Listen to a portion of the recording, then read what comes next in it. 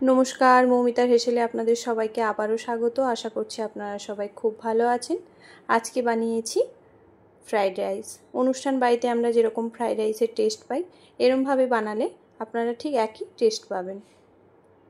Fried rice বানাতে যা নিয়েছি, 500 গ্রাম চাল নিয়েছি, ভিজিয়ে রেখেছি। আমি ইন্ডিয়া গেট রাইসটা নিয়েছি।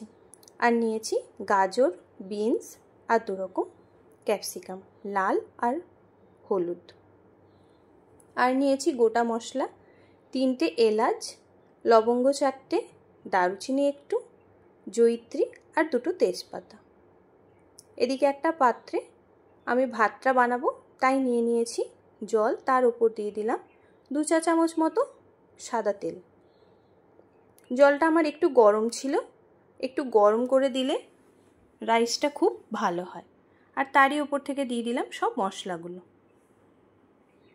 আর দিয়ে দেব পরিমাণ মতো লবণ।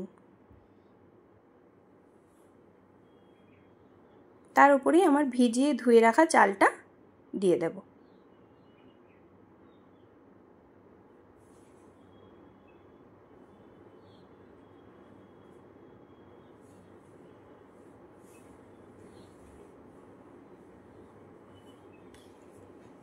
এবার এটা হতে থাক।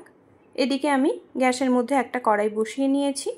এখানে আমি একটা শুকনো মশলা রেডি করব, গুঁড়ো করব। নিয়েছি 3টে এলাচ, দারুচিনি আর একটু জয়িত্রী আর একটু জায়ফল। এটা শুকনো খোলায় নেড়ে ভালো করে গুঁড়ো করে নেব।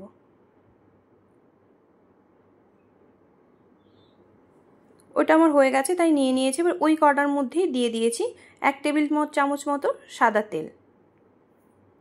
তার উপরেই বেশ কিছুটা কাজু আমি একটু ভেজে নেব।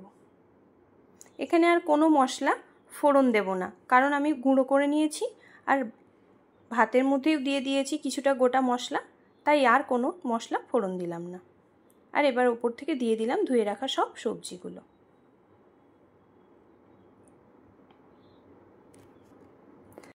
এই সবজিগুলো দেওয়ার কারণে বেশ কালারফুল দেখতে হবে রাইসটা, তাই সব ধরনের সবজি দিলাম।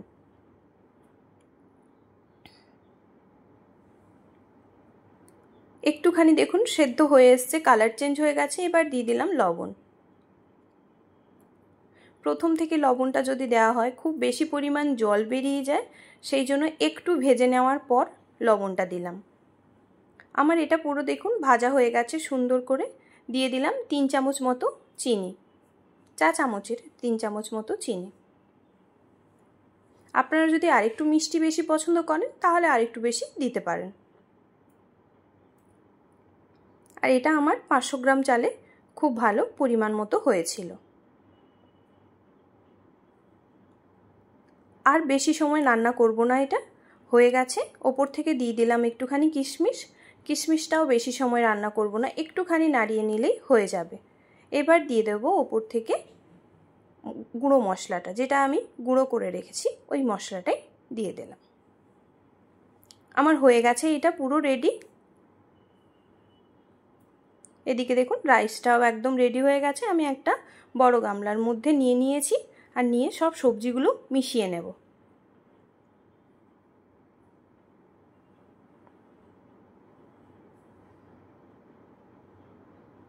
মিশিয়ে নিয়ে একটা বড় পাত্রের মধ্যে আমি ওটা দিয়ে দিয়েছি। আবার এটা একটু দমে বসাবো। এবার আমি এর মধ্যে কিছু আবার অ্যাড করছি। দেখুন দিলাম 1 চামচ মতো ঘি,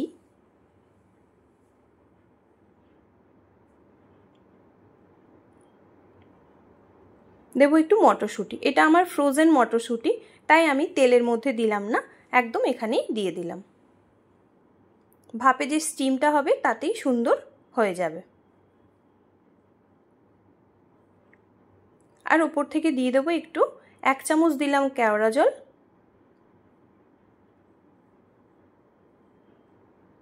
আর 1 চামচ দেব গোলাপ জল।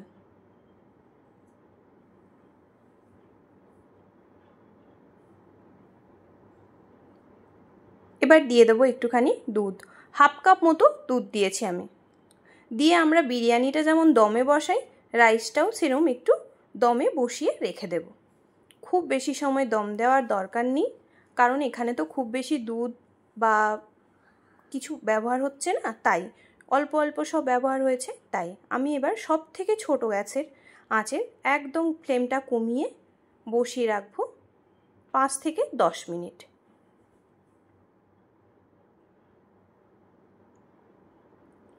পাঁচ থেকে 10 মিনিট পরেই দেখুন কেমন হয়েছিল। দেখুন রাইসটা ভেঙেও যায়নি, কিচ্ছু হয়নি, পারফেক্ট হয়েছে। আর আমার ভিডিওটা যদি ভালো লাগে তাহলে অবশ্যই লাইক, কমেন্ট, সাবস্ক্রাইব করতে ভুলবেন না। পাশে থাকা বেল বাটনটা অবশ্যই প্রেস করবেন। আবারও দেখা হচ্ছে অন্য কোনো ভিডিওতে। ধন্যবাদ।